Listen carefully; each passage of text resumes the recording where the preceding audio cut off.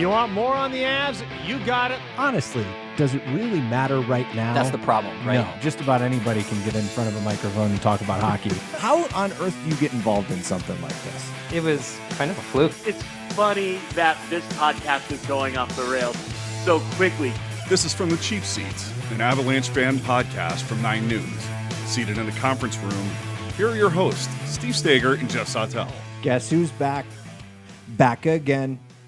Geoff is back. I never know what to call you, Geoff or Geoff, because you're so commonly known in the building as Geoff. We're friends, I call you Geoff, and then people get really confused. I answer to either one. Yeah. It makes no difference. Geoff is back after an emergency work trip last week that pulled you away legitimately, 2 hours, 3 hours before I taped this podcast last week? Yeah, I got a call about 10 a.m. asking if I could be on a plane at 1. That actually got pushed back a little bit, but yeah, I was at the airport at my gate when you would have started taping this. We should have done it over the phone. I thought about that later. I thought about it, but I didn't know exactly when the plane was leaving. So, seated in the 9 News conference room, which is now becoming a real, feels like a real set. It does. It's working. I think our standards are going down. I think our standards are going down based on the fact that when I set up in here, I did not realize that there was a bunch of crap on the table, including Coca-Cola. Lukewarm Coca-Cola, which apparently is now our sponsor.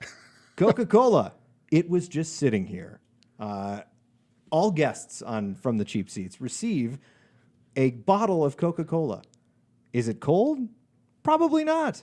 But Coca-Cola, our faux sponsored. So that was just a practice in case they ever have us have this podcast. It's good to stay sponsored by warmed up. something. You never know. Yeah.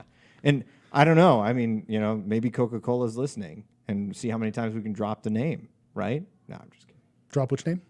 Coca-Cola. Okay. There you go.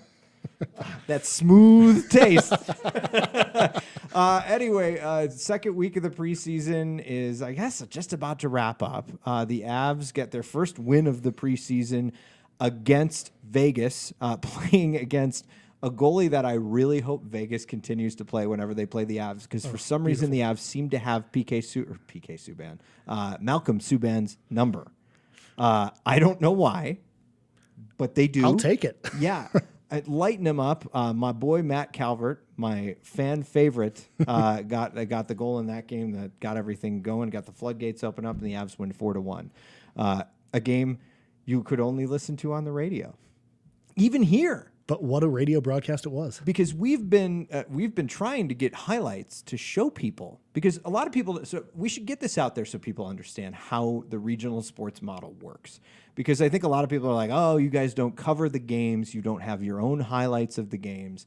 The rule is we can't do anything at the rink as soon as the puck drops. Like, you can't have a camera inside, you can't shoot anything. So the only way that we can get highlights is through actually recording the game and showing you the highlights that you see on TV, if we're going to put those into Sportscats later on. Now, I think earlier this week, we had to pull them from the Avs Twitter because of this whole dispute that's going on between Altitude and the 3 major networks. And Altitude is producing these games as if they're going out normally, because if you're outside this region, you've got some obscure sports package on the East Coast, you can actually watch Altitude out there and see the game. Yeah. So they're producing them all. Well, and remember that Altitude's available, I think it's 11 states. So there are some areas that may have a weird provider that get, by the way, hit us up, cheapseats@9news.com, if you are getting Altitude right now. Because I'm curious if anyone who is in the fan base out there is actually able to watch any of the games. And if so, can we come over to your house and watch?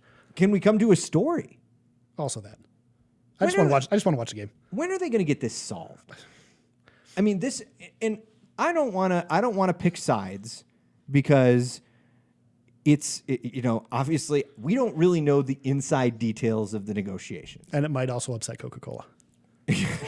Our sponsor, that silky smooth taste, Coca-Cola. But we don't know who's asking for what. Because Altitude says that they're not asking for anything more than they've ever asked for, and the cable providers are saying it's way too much. And we've talked. In the meantime, there are people in the middle, like the Kyle Keefes of the world, the Mark Rycrofts of the world, the Mark Mosers of the world, Peter McNabbs, who are stuck, Lauren Jabara, stuck not being able to show the people what they are doing, the quality work that they do. They won an Emmy for the opener last year.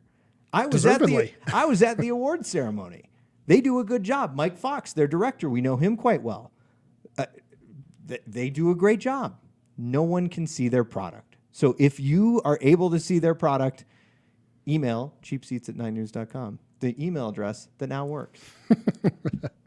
I just think they got to get this thing sorted out. We're going to get on the line here with Ryan Graves, our first player interview on from the Cheap Seats. Balloon drop. We're working on some other ones. Might be a big one next week. We'll see if we can squeeze it in or not. I don't know. Who knows? Maybe not. Big tease there. And it's, by the way, we were going to talk to Logan O'Connor, and unfortunately Logan got cut this week. I think he's heading back down to the Eagles. Yeah. I hope you guys will go check him out there. Logan has a bright future in the NHL. Definitely. I teased that earlier this week on Twitter, and then the cut happened like the next morning. So I want to make sure people knew what's going on. I'm excited to talk to Ryan, though. Oh, yeah. Great story. And Ryan, I witnessed his first NHL goal watching it on TV. You were at the game. With our tickets because your buddy is a big Rangers fan. So I got to rub that in his face. It was great. They got annihilated. So much fun. The Rangers got annihilated that night. So what was it? I think Gravesy made it 6-1. I think so. Yeah, and the shots were something like 45-12 at one point. It was ridiculous. Yeah. Let's get him on the line. Ryan Graves joining us now. Ryan, the defenseman. And Ryan, I can remember your first NHL goal last year. That was a big moment. Yeah, that was an exciting moment for me. It was cool. It came against the Rangers, which is the team that drafted me. And a lot of the guys that play on that team I had grown together with, and we played in the American together. So it was cool. But regardless of who it was against, it was a dream come true. You dream of scoring a goal in the National Hockey League when you're playing minor hockey, and you wonder how it's going to go, and it was an awesome experience. That's pretty. What did the guys on the team talk to you? I mean, did you know many of the Rangers at that point? Yeah, I would have known a few of them. Like I played in Hartford with a decent amount of them, like Boudny Evis and Brady Shea and Tony DeAngelo and some of those guys. And then, of course, like you get to know guys a little bit during camp too. So a lot of those guys were still there with like Smith and Stahl and some of the older guys as well. So I knew quite a few of them, and I said hi to them and stuff. And regardless of who it's against, it was a very cool experience. Are they coming chirping you at all at a time like that after you score your first goal? No, I don't think so. I think there's a mutual respect between a lot of the hockey players and throughout the league of just like you're happy for somebody that all of them have gone through it themselves. So they're just happy to see that happen to a friend and someone they've known. So everyone's just congratulating me, and they were really good about it. So Ryan, from a fan's point of view, trades happen all the time. We hear about it. It's sort of an abstract concept to us. What's it like going through that, hearing that you've been traded to a different team? When you first get the news, like it's shocking, and you're like, wow, like you're nervous and you're excited at the same time. For me, I was excited. I liked my time in Hartford, and with the New York organization, they always treated me well. And life in Hartford's good. The team treats you well. But I was excited for a new opportunity and to move closer to my dream of playing in the National Hockey League. And I kind of felt like that got me closer. And it was nerve-wracking. But once I got to San Antonio, which is where I reported to first, you kind of settle in and you meet new friends, you meet new teammates, and you start the journey all over again, kind of where you're just trying to make the jump and show management that you're ready to play. You spent last season, much of last season, I should say, in Loveland. I was going to say down in Loveland. It's up in Loveland with the Eagles. What's that fan base like up there? We were up there for one game last year. They seem incredible. Yeah, it's a really cool spot to play. The fans are really into it. The rink's full every night. You go around town, people know who you are, and it's a small town, and people are really into it. There's a lot of diehard fans there, and honestly, it's a lot of fun. There's a lot of cities in the American League that you go in there, and there's 200,000 people there, and it's quiet, and there's not much atmosphere. And then you come into Loveland, and the place is crazy. Everyone's screaming, and it gives the players a lot of energy, and it makes it fun to play every night there. You grew up in Nova Scotia. You're a far way from Nova Scotia now, I should say. But what's that transition like coming here after living in? You were right on the coast, right? Kind of like South Coast there. So I grew up in a town called Yarmouth, Nova Scotia, which is a small town on the tip of Nova Scotia. And I moved away from home when I was 15, and I spent a lot of my time from there on in Prince Edward Island, which is where I currently live, and I spend my summers there. But in the hockey season, I've been gone for a long time. I played in northern Quebec, and I played in Hartford, and I played in Quebec City, and then I played in Texas before I came to Colorado too. So you get used to moving around and being away from home. But it's definitely a way different culture out here.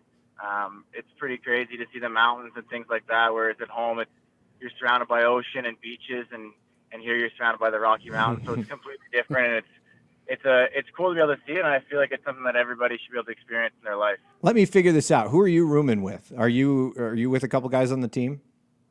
No, currently I have my own spot. Oh, cool. Oh, look at you, fancy man. You Yeah, can afford nice. that here in Colorado. You're right on the right boat there. So everything's expensive. I was going to ask you. You're part of this D group now, in probably one of the most talked about D groups in the NHL. Go back a few years ago, this team didn't have a lot of defensive depth, and now there's a ton of depth. What's it like to be in the conversation with some of these guys? I mean, there's a lot of talk, and it's for good reason, because you have guys like Cale Makar and Sam Girard who are just dynamic, and then it's rounded out with veterans like Ian Cole and EJ who are guys that are going to help those guys grow. And it's nice to be part of the conversation, and hopefully I can crack into that top six come the start of the season. But they're talking about it for good reason. We've got a lot of good young players, and our team's going to be fun to watch with the forward group getting even stronger. And then, like I said, there's dynamic D that are fun to watch, and they're going to be exciting. And then Groovy and Nets will. I think we have a really good team, and I'm working my best to be part of that team. Yeah, there's a lot made about how important chemistry is in hockey, probably more so than any other sport.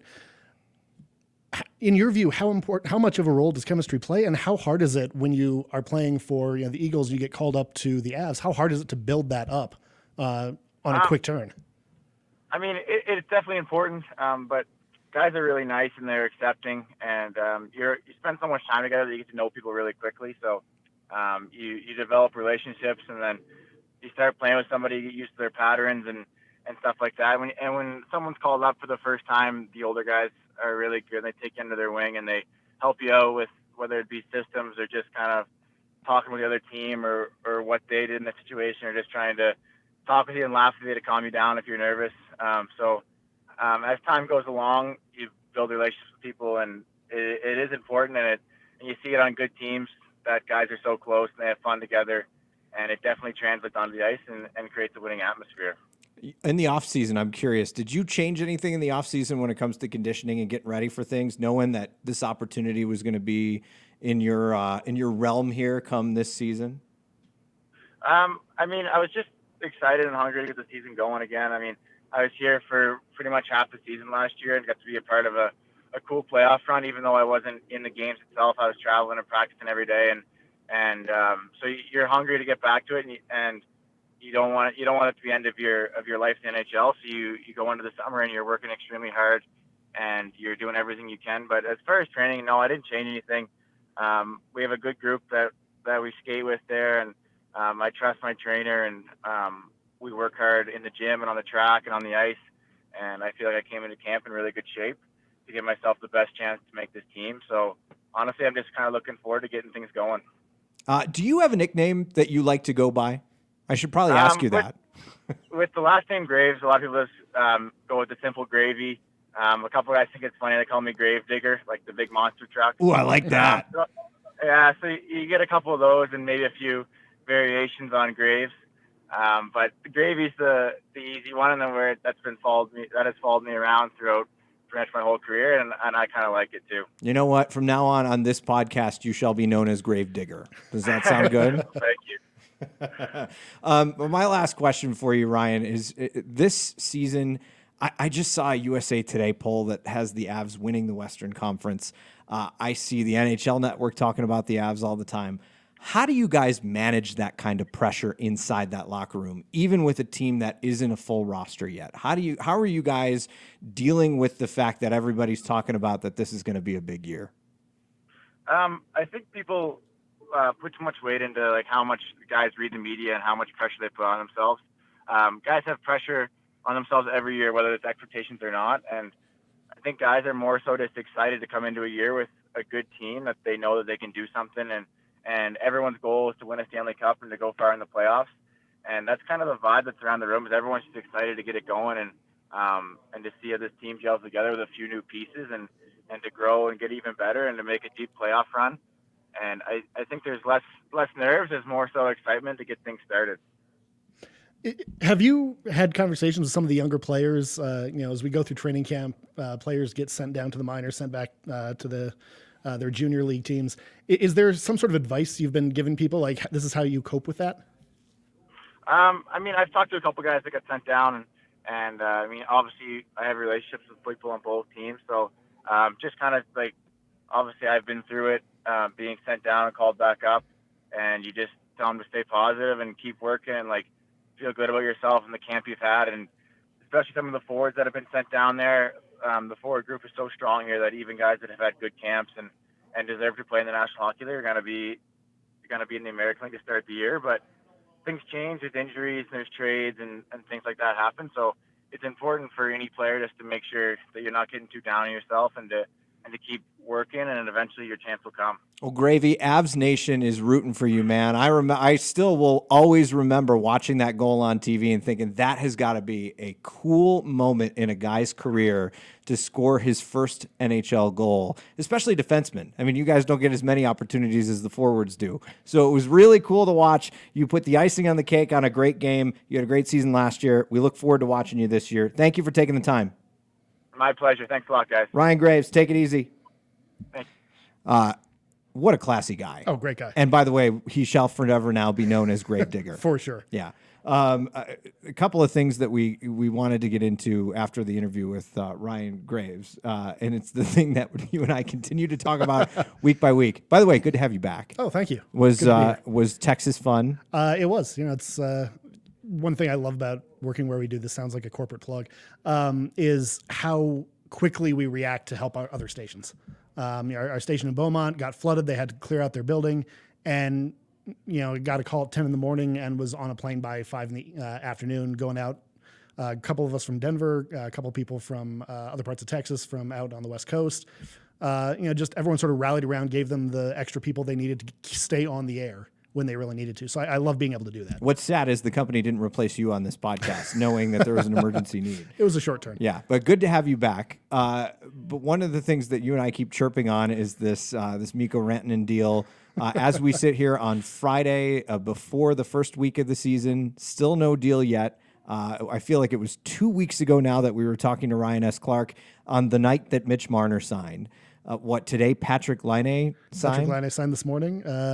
Short-term deal, but he's back on the roster. What is holding this back? I mean, Ryan did a good summary of it a few weeks ago where it's, when the team says we need to keep our salary structure intact to be able to support this young, growing core that we have, so we can go up to, I think he was saying 875. And, Rantanen's agent, it's his job to get him what he feels is market value. And based on the Marner contract, that would put him at 11.5.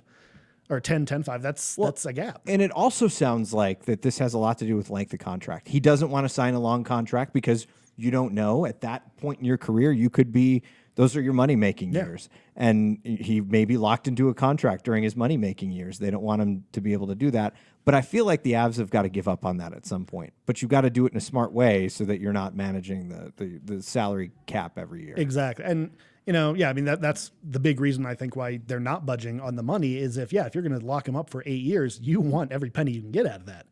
And I think at some point the Avs need to look at the Laine deal as sort of a, this is the way you got to go. I mean, you sign him for less for a shorter term and readdress. Maybe not the 2-year deal because that puts you right up with the Landeskog and McKinnon deals, and you really don't want all three of those guys coming up at the same time. But some sort of short-term, less money, let's just get this season in the books and revisit. Did you see the USA Today prediction? I did. I think they had us at 100 points. 100 points, winning the Western Conference by a lot. In fact, I mean, I keep hearing people talking about Vegas. Vegas was remarkably low on that list, only 7 points back of the Avs, but they were pretty far behind. Do you think this team has that remarkable of a turnaround where they go from a wild card team to winning the division and winning the conference, frankly, and being the second best team in the league? Because you look at their point prediction for I love their point prediction for Tampa Bay at 115 points, which was just so. I did love, actually, if I'm remembering it right, we were first in the West. We would have been third in that one division in the East. yeah. It's that division's tough to break into. Yeah. But is it too much hype? I was talking to some people on Twitter yesterday. Somebody said that's an awful lot of hype for not having Mikko Rantanen signed. It is, and I can't help wondering, I didn't read the full article, I just looked at the graph. Is that with the expectation that he's signed for at least the majority of the season? I feel the team has the talent to do that. I don't know if they have the consistency yet. And you can look at McKinnon and Landeskog. They're going to put up points at a fairly consistent clip. They've shown it the last few years. Rantanen, if he gets re-signed in a timely manner, the last 2 years have been very solid for him consistently. Is Grubauer that? We don't know. He was lights out for the last third of the season. He's never started more than 32 games. Yeah. And then Fran, how are we saying his name? I heard Connor McGahey and Peter McNabb on the radio, which, by the way, is the only way you can listen to and get any preseason action right now. Sad trombone. I heard Connor and Peter having a rough time with Francois. I did love that they settled on just calling him Frank. Why don't we just call him Pavel? There we go. I know he's looked very good. I mean, he played in Russia, played in Europe, and looked very good there. It's a different game here. He was incredible with the Eagles. Looked very solid the 2 games he played with the Avs. But again, that's 2 games. This team has all the talent in the world. We just don't know how they're going to put it together. Yeah. And for all the hype about the power play, I did watch it at the game I went to. I went to the Stars preseason game. Didn't get a chance to chat about it with you because you weren't here last week. No, I was in Dallas. That power play is fun to watch. And if you add Mikko Rantanen into that power play, it does look dangerous. Now, that being said, it never scored. So I don't know. But, I mean, that was the best test of this team that we've had this year. And they were up against a goalie that was just standing on his head from the Dallas Stars. That was a game, yeah. They outshot him better than 2-1. Yeah. I mean, granted, there was a lot of AHL guys on that team, but like we were talking with Ryan, this is the part of the season they're playing for their careers. I mean, it's not like they were not giving an effort there. Those were good players. You have to think. I mean, the Avs play like that through the season. They're going to score a lot of goals. That was just one of those games where it just didn't happen. Fascinating to get Ryan's perspective on that feeling of needing to be on the team or getting bumped around. I've always kind of wondered about that, and it's cool to get that perspective. He seemed pretty honest. And by the way, we shouldn't call him Ryan. We should call him Gravedigger, as he shall forever be known on this podcast. On the other side of things, off of hockey for a second, I was at Pepsi Center at 326. Can I tell you that once again, our concession stand behind 326 not open? And maybe it had to do with the fact that there were like 3 people in 326 for the Dallas Stars game. But there was news this week that the Avs are rolling out a new food partner. In fact, I should probably find the press release since I decided to start talking about this without looking for it. But it sounds like they're going to add a little bit more local flavor into Pepsi Center, which would be kind of cool. Sounds like a great idea. Yeah. Let's see. Becca Villanueva sent this out to all the media. By the way, they're celebrating 20 years this weekend. 20 years of memories at Pepsi Center. Oh, wow. I feel old now. Boy, do I feel old, too. They're going with Legends as a hospitality provider. I think it's been Aramark for... I think so. It's been Aramark for a while. I'm curious if this does anything to the beer selection, especially since they were talking about bringing in local food. I'm hoping they're talking about bringing in local beer. It's possible to find there, but it was not easy. It's hard to find there. Yeah.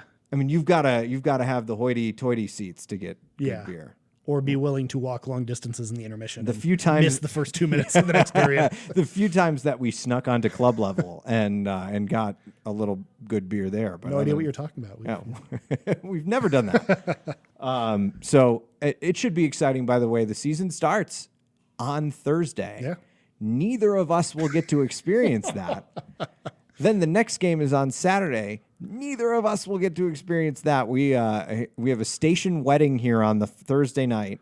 So poor Katie couldn't go with me either. I had to give our tickets to Katie's dad and her sister so they could go to the game. At least actual fans are getting to go. Real people who enjoy the game. And then Katie gets to go in our place on Saturday since I have to work and you are at a wedding. Another wedding. Yeah, everyone is getting married here. It's the wildest thing. Going forward, can people put out emails to the station? We're looking at these dates and let people vote on them so we don't clump everything together, please. Yes. Why do you think I scheduled mine for July? I appreciate that. There's going to be no hockey then. Off-season? No hockey then. Even if we're in the cup final will be well over by then. And that's me being really, really bold. See, that's something we should have asked. Should have asked Gravedigger. Gravedigger, yeah. If the Avs do meet those expectations, win the cup this year, I think they should bring it to your wedding. I was thinking about it. I would love to have something hockey related there, since this is a hockey, wedding in a way. It's not hockey themed, even though I tried to push for that. We'll see. We'll see if we can. That would make a really nice centerpiece for the main table. Yeah. Right. Just bring that thing. Pour some champagne there. It'd be great. Yeah. Lots to talk about as the season gets started. I'm just curious to see how these first few games go, especially without hear about how these first few games go. I'm going to try to sneak something into Marshall's wedding so we can watch the game during Marshall. I feel like one of us will be. By the way, we should call out Marshall Zellinger. That is Marshall.Zellinger. Or actually, I think it's just Marshall@9news.com. How did he get a good email? I have a good email too. I'm Steve@9news.com. Must be an on-air but thing. Marshall@9news.com if you'd like to express your frustration for him taking up our time to not be able to go Poor Marshall. to the opening night. We have to support our friend.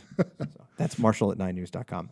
Speaking of which, a couple of housekeeping notes. Number one, we got a new board, and it sounds a whole lot better. It's so much better. Yeah.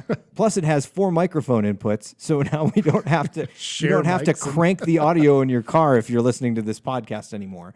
Number two, for those of you that we've been telling to email cheapseats@9news.com, you can now do that and not get a bounce back. The website where the email works, send us an email, cheapseats@9news.com. Hit us up on Twitter @9cheapseats. I'm at Steve Staeger. He's at Fake Dante. On the other end of this break, we're coming back and talking to Sarah, who is a huge Avs fan and also is a big advocate for women's hockey leagues here in the Metro Denver area. We'll talk to her next. Want to know what's going on in Colorado? Check out the Colorado Guide on the new 9 News app.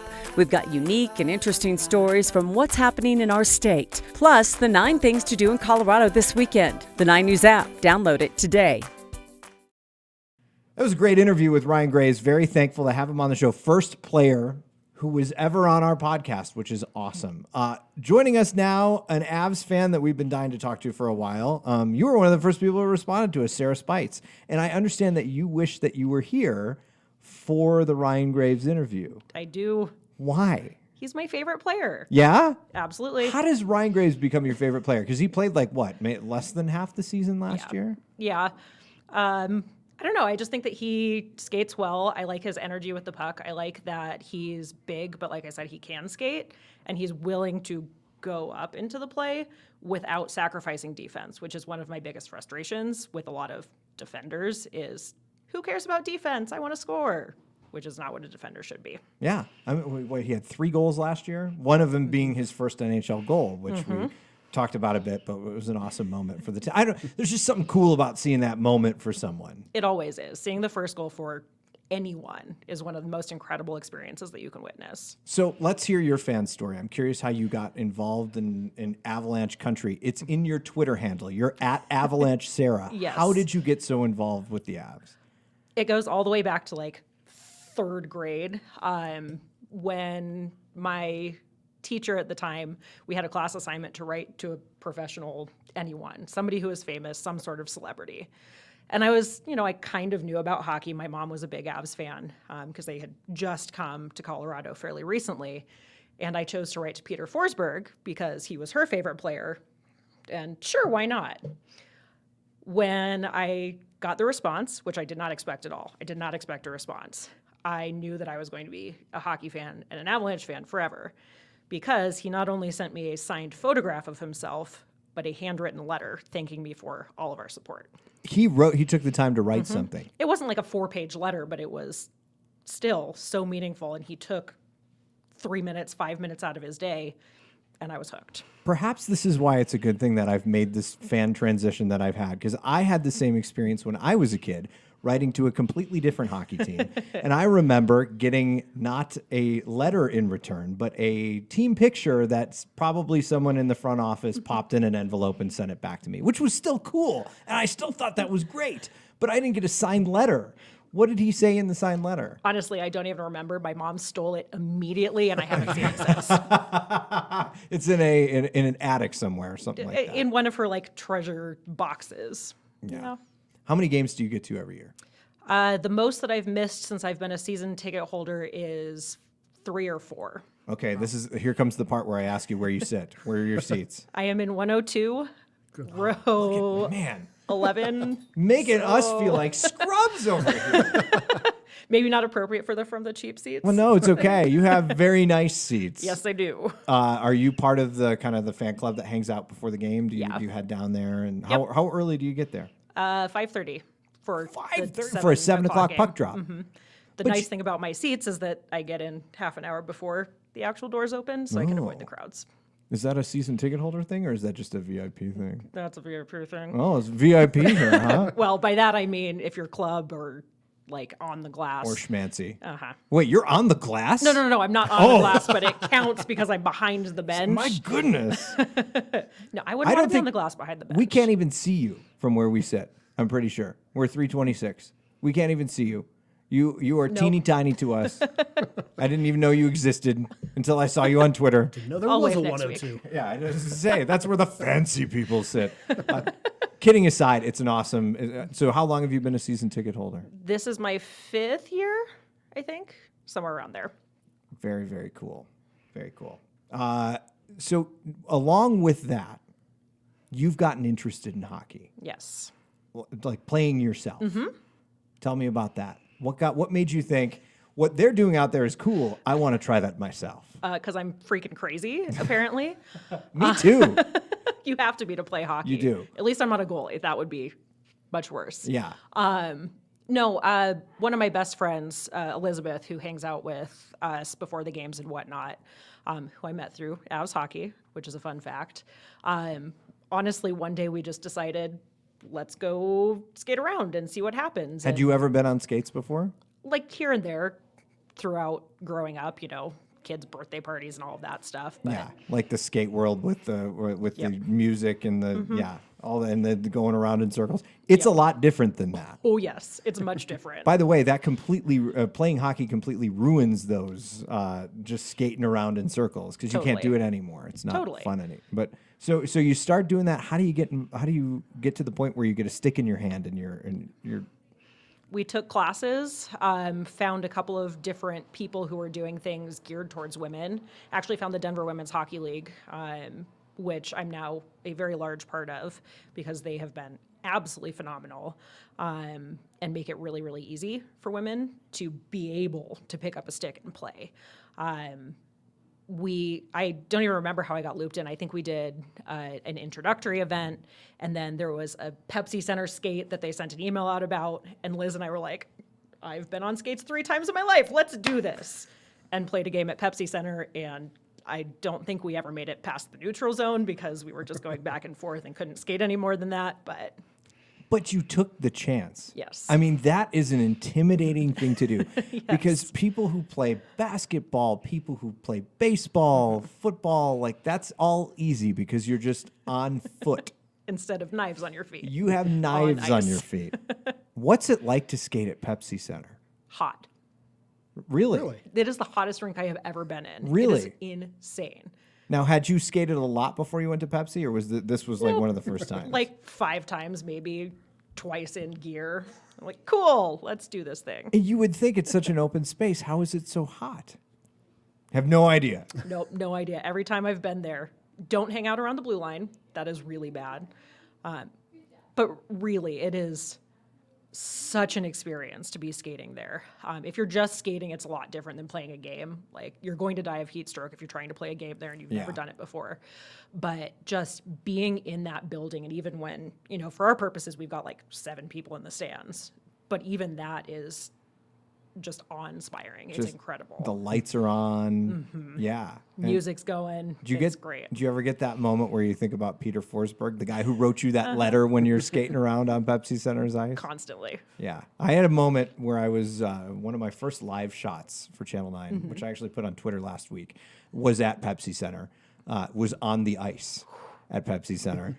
And I remember like kind of walking around the goal crease and thinking, this is the spot where Patrick Waugh was. This is the spot where I remember, this was in Pepsi Center, so it wouldn't have been Mike Vernon, but would have been like Chris Osgood and like during the heat of the rivalry. Right. Like, this is where, and it just was cool. Like, I'm here. It's magic. I'm at that level.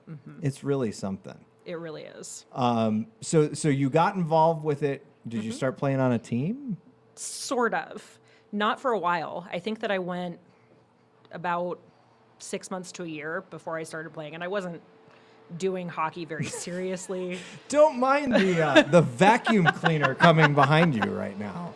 As you can tell, this is an incredibly professional podcast studio. Usually I have my cat in the background. Okay, perfect. So yeah. This is much better. Yeah. So Channel 9 After Dark, this is what happens here. Vacuum cleaning. Great. The poor guy from the cleaning crew just looked in, saw us, and just ran down. I know, poor guy. I feel really bad for him. But we have people screaming in the hallway. It's a newsroom. That's how it works. So there it is. In case you wanted to hear it again, there it is. Back by popular demand. So you're part of the women's hockey league. Yes. What is that? Oh, you know what? He's in the room now. We're just gonna take a pause here for a second.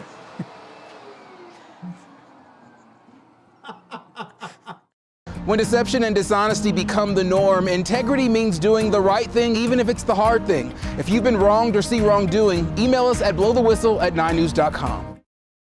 So back to the Denver women's hockey. Right. Tell me more about it and how I've noticed, because the teams I played on were co-ed teams, and so we played with women, and they were super passionate about hockey. Which is great, first of all. The co-ed teams that I play on, this last summer was the most women we've ever had on a team, and I think there were 3 of us. Really? Oh, yeah. I didn't start playing with women. When I first started, I was actually playing, this is terrible, I never played a game before, except for that Pepsi Center game where I couldn't skate, and played on a low C co-ed team with my colleagues, and I was the only girl. Low C is better than I have any business playing. After Yeah. 4 years, I'm now playing D, and that's, still not quite comfort level. I'm pretty sure I belong in like triple Z. That I didn't know that the letter classes is that. So is that maybe a Denver league thing? I don't know. A lot of places do that. So Yeah. D is lower, A is highest. Okay. All right. So you were playing in a C, probably mostly with men. Yes. That had to be somewhat intimidating, was it? Or I mean, I'm not a large person. I think I'm 5'3" on a good day. you took someone out that night, didn't you? You just Probably. just I'm laid pretty sure someone I've on taken the a ice. lot of people out, not intentionally. Oh, not intentionally. Because I don't know how to skate. But, it is good when you are the smallest one on the ice and look like you can't skate, because then you can get away with things. Because that did not you just happen to stand me. there. That They're didn't- like, oh, sorry, I can't stop. I had a dude take me down one time in my first drop-in game. Oof. He was back checking me and hooking me, and I grabbed his stick and he took me to the ice, pushed me down, and I got up ready to fight with him. And I remember, and I'll never forget, because in that moment when I skated up to him and pushed him, he looked me in the eye and said, "Don't start something you can't finish." And I think I said, you know what, sir? Have a nice day. Like, I mean, I was perfect. That was not my game, but for some reason it came out, and I was like, I'm going to take this guy on. For some reason, I'm going to be the enforcer now. You can't push me around like that. Didn't work. Fair. Didn't work. So how do people get involved with the Denver Women's Hockey League? Super easy. DWHL.org. I think I said that really fast. So D as in Denver, W as in women's, H as in hockey, L as in league.org. We have a ton of information on there. Most people come to a Hockey 101 first. We put on a free event for first-time skaters. We loan all of the gear that's needed. The only thing you need is skates, and even then you can rent them from the rink. And most people just come out and play and have a good time. We run through drills. We do a lot of really fun things with people, and I would say probably 80% of people then sign up for a team the coming season. So we're from like beginners to I've been skating my entire life and I want to play a competitive recreational league. Yeah. First class is nice and relaxed. Second class, you have them running sprints from blue line, like red line to red line. Yeah, it's like Miracle all of a sudden. Not sure we're quite that organized, but yes. If I had my way, yes. Do you find that more women are getting involved in hockey? Absolutely. What do you think is driving that? Well, honestly, number one, the Avs success, I think, is helping. And they are doing more and more with like women's hockey nights and whatnot. I really hope that they will make more of an effort to work with local women's organizations and not just children and college level, because there is such a big market for it. As that becomes more prominent, I think that, honestly, by and large, it's mothers of children who play hockey who are starting to get into it. It's a way to connect with their kids. It's something active to do, and it's just fun. It's so much fun to be out there and play. And it is an incredible workout. Oh, yes. I mean, if you don't leave that building feeling like you're not going to be able to get to the car, that's playing a hockey game. You feel like you've been swimming instead of skating? Yeah. Yeah. It's wild. You mentioned the moms doing it. I know that my coach because I took some private lessons to try to not dislocate my elbow, which obviously didn't pay off. But my coach was she's an incredible skater, and could probably take on anyone in the world. I mean, she was that great of a hockey player. Awesome. And she said, my sons played hockey and they were looking for volunteer parents, and I got out there and I started skating a little bit, and next thing I know, I'm working with coaches with my sons, and the coaches are working with me, and then she's coaching. She was incredible. She's pretty great. So that's fantastic. Yeah. Do you find that women fans are more prevalent? To me, it seems like, and this is just something I notice. I have no data to back it up, which makes me a phenomenal reporter. But I've noticed that it seems like women seem to flock to hockey fandom more than any other sport. That wouldn't surprise me that much. What do you think it is that draws people? In part, I mean, it is, I think, the athleticism. You have to be in such good condition and be able to actually put on a really good, for lack of a better word, show to be able to last through an entire game. It's exciting, it's fast-paced, but it's also, I would say, one of the easier sports to follow because it is fast-paced, which sounds really weird, but it's enough to hold people's attention, and women tend to be multitaskers. It's what we do. So something has to be fast and exciting to capture our attention in that way. So you're saying you could have kept the podcast going with the vacuum in here? Probably. And that's the difference between us, because it just was so distracting. I needed to stop for a second. But yeah, that makes a lot of sense. Right. But wow, I'm just fascinated because Geoff and I were talking about this off air this week, just how we think that perhaps the most popular professional women's sport could probably be hockey. Oh, it could be. Hands down. There's no background support for it. And that's the problem right now, at least. You see a lot of organizations doing good things. Like I know that the Boston Bruins teamed up with their local NWHL team. I think it's the Pride that's out there. But the Bruins are making a really big push to support the women's professional team. And I think that that's huge. And the more that professional men's teams can do that and show that it really is, I guess, normal to have women out there and in that sport and professionals and be just as athletic, I think that will go a really long way. Yeah. And part of that same conversation is, I'm a firm believer that hockey is going to be the first major professional sport with female players. I mean, it seems like it would be such a simple transition there that it's, if you can play hockey, you can play hockey. I mean, for football, there's the argument, the size difference. Right. Oh, if Martin St. Louis was 5'4", 5'5", 5'6". I mean, if he could make a 10-year career, you can't use that argument. To an extent, but I will say that in my experience, women's hockey is almost a different sport than men's hockey. You've got the obvious. You've got the checking. Women don't check. It's illegal in women's hockey to check, which means that you have to know more about the ice and you have to have more what the coaches call hockey IQ in order to make those plays and honestly be fancy and pretty out there, because that's how the game has to be played. It's not as physical because, as much as I hate saying this, in a lot of cases, women are not capable of being that kind of physical. Not because, we're less or anything, but just because in most cases we're smaller and our bodies aren't built to do that. Sure. Gravity is all different. All of those things are just different. So that makes it a little bit harder, but I think that this is a hot take. I think that Hot take alert. Look out.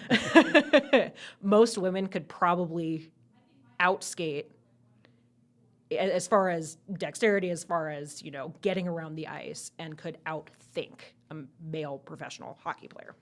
Yeah. Look at Kendall Coyne. She's freaking insane. She is I love freaking her. insane. Yeah, but didn't she win? What did she win at the skills competition? Didn't she was out there on, I think, some of the sprinting, like the speed She skating. did the speed skating instead of McKinnon. That's right. Yeah, Because he was injured. and she was a blast to watch. I mean, she was just so fast. Her stride is amazing But to watch. don't you think the game is changing so much? It's so much less physical than it was when we grew up watching hockey. I mean, that was a physical game. Yes. And it was all about upper body strength. It was all about arms. It was all about, now the game is all about down here, really. It's about your legs more than anything. You see these hockey players, and most of them can't fit in pants because their like trunks are so big, And then they've got the little chicken calves. Yeah. It's hilarious. There was an article, I think, on ESPN that talked about how hockey players have trouble finding pants that fit. It's and true. Yeah, Can attest. Yeah. I can't. I never spent enough time conditioning. Everything's Good just hockey falling. players have trouble. Oh, that must be the difference. I don't qualify for that part at all. You do a podcast. Yes. Tell me about that. Have you ever heard of AvsFam? I have heard of AvsFam. What is AvsFam for those people who don't listen? So AvsFam, they create Avs-related merchandise, T-shirts, stickers, all sorts of just fun stuff for the fans. Their shirts are insane and amazing. Yeah, they're pretty cool. I've seen those out there. And he does a great job. And so I think this summer, a little before that, kind of towards the end of last season, one of the people over at AvsFam and my friend Liz and myself started podcasting here and there, talking about Avs hockey, talking about hockey in general. It is not suitable for work. There are a lot of curse words. I will warn all of you now. You've done a very good job today not slipping any of those in. We're good. I can be a professional when I need to. The FCC would be okay with it, even though they don't regulate this thing. I feel like there was a lack of Avs podcasting out there before. To an extent, but because I think that a lot of it was quote unquote professional, and by that I mean it's the journalist podcast. And one of the I know. I mean, we're journalists, but I don't cover the team. Yes. How about that? Yes. I'm So a news you reporter. Don't count there. Yeah.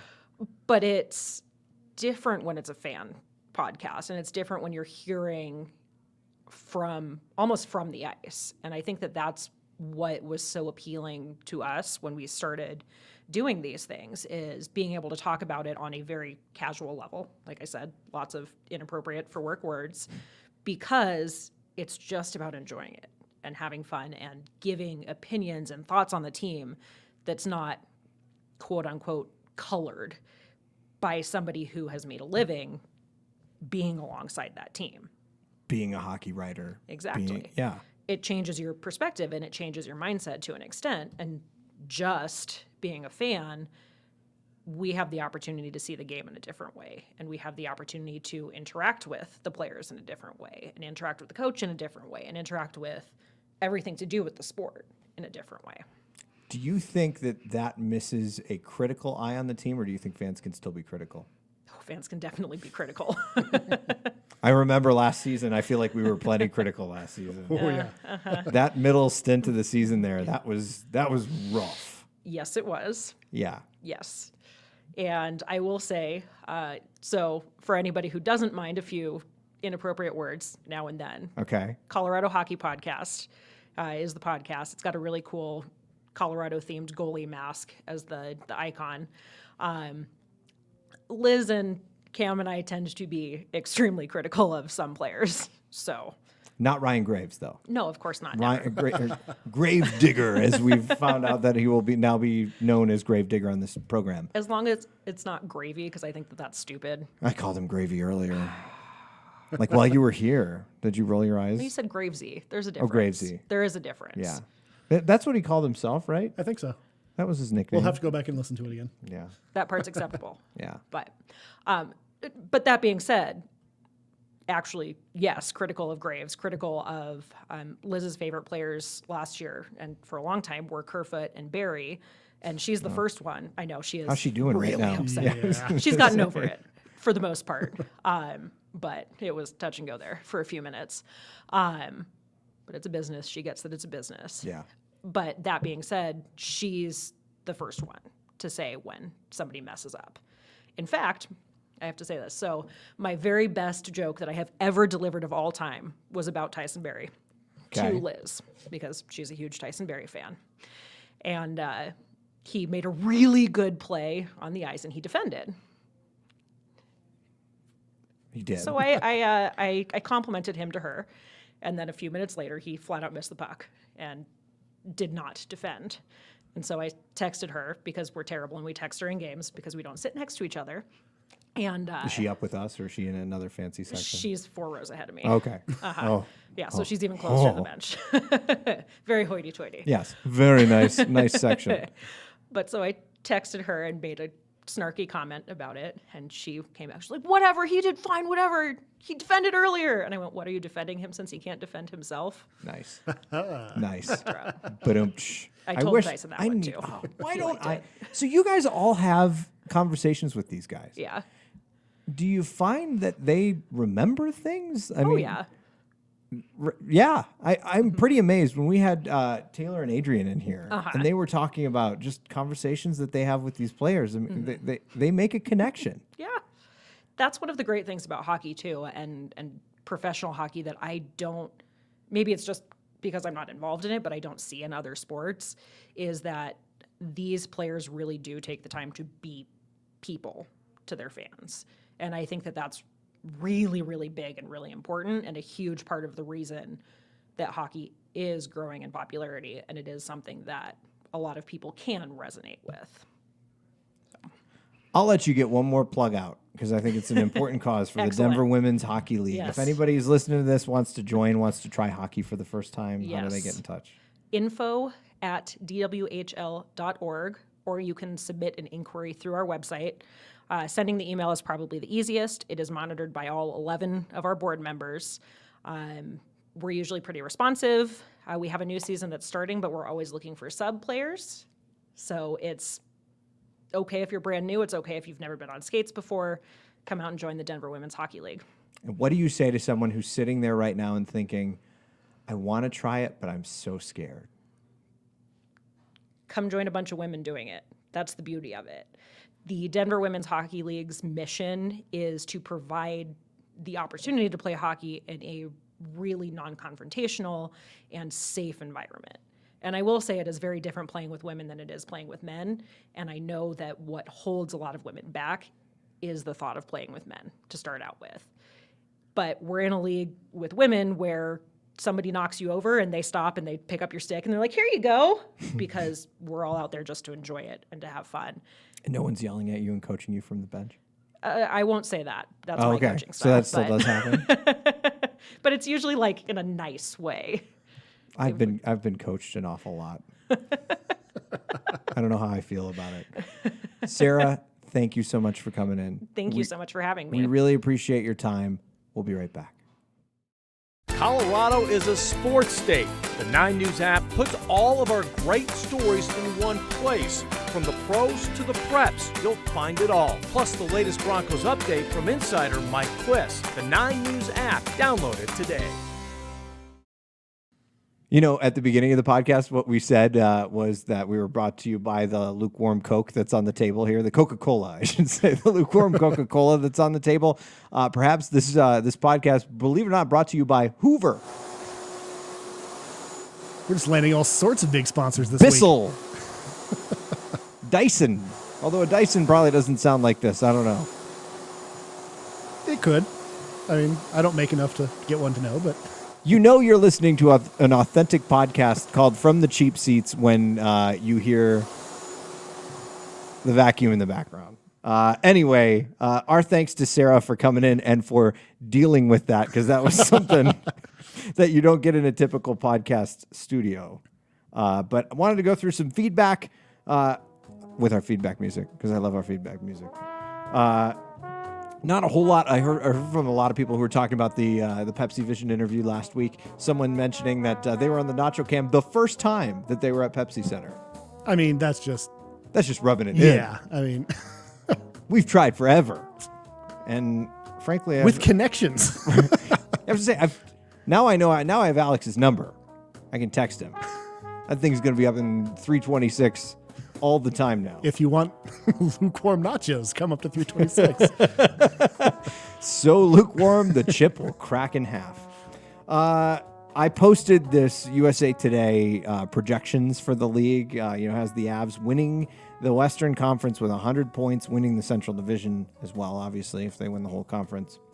And I called it a bold prediction. Heard from a few people. Paul Friesen says, wow, I like it. The Avalanche definitely have the ability, cannot wait for this season to get started. Where Shanna says, stupid bold, considering that Mikko isn't even currently practicing, let alone playing with the team. I mean, he's practicing in Europe, so really all he has to do is switch to the other side of the rink when he comes back, right? Is that how that works? I think so. That's how cars work. I assume it's how hockey works. I thought he's not playing in Australia, Geoff, where the toilet flushes the different direction. Ethan Carter says, I am good with this, but I also had the Rockies as a 92-win team this year. So sorry, Ethan, but please do not make any predictions about the Colorado Avalanche this year. We would appreciate it. He then follows it up by saying, I'm looking forward to you guys being on the air for a long time. And episode 7 will be our last. Thanks for joining us. Boy, can you believe we've made it 7 episodes, by the way? Yeah. Pretty impressive. And the support we're getting around the TV station is pretty cool for this. Yeah. It's something that we're both pretty passionate about. We do want to hear from all of you. If you have something you want to say about the show, if you have someone you want to hear on the show, send us an email, cheapseats@9news.com. Or you can get at us on Twitter @9cheapseats. You're keeping that up. Yes. I'm monitoring it from my Twitter handle, which is @Steve Staeger. He's @fake_Dante. Before we get out of here, I want one final thought. And it's something that I forgot to mention at the top of the show. Something that Geoff turned me on to this week after I mentioned that Katie was very excited to hear that Nazem Kadri is a cat guy. But you've actually found Nazem Kadri's cat. And I can't even remember how this popped up on my Instagram feed. But yes, Nazem Kadri has a cat that has its own Instagram account. It is @Jazzy Kadri. Very cute black and white cat. Jazzy. ZZY. I have mentioned how disappointed I was at this brilliant opportunity to name the cat Nazem Catdri. I don't understand why they wouldn't have done that. It's a great opportunity. But as Sarah said, who, by the way, Sarah, follower of Jazzy Kadri as well. See? How did you not know about this? She had mentioned that, you don't know, maybe the cat's last name is Catdri. But I think it should have been Nazem Catdri. Especially if it's a boy kid. We should get out of here. So the Avs play this week, Thursday night, right? Play for real? For real. And neither of us will be there. As we've mentioned, we will be there in spirit. As our coworker is getting married. And on a slightly loud portable radio that gets louder as the ceremony goes on. Yes. We're going to be as obnoxious as we possibly can at this thing. Hope you guys all have fun. Hope you're able to watch the game. And I hope that Mikko Rantanen's out there skating with the rest of the team. There's a lot to hope for this week. We'll see you next week. The views and opinions expressed in this podcast are solely those of Steve Staeger and Geoff Sawtell, who have absolutely no business covering sports at all. They're just fans. You can tell them how wrong they are by tweeting at the show at 9CheapSeats or email cheapseats@9news.com.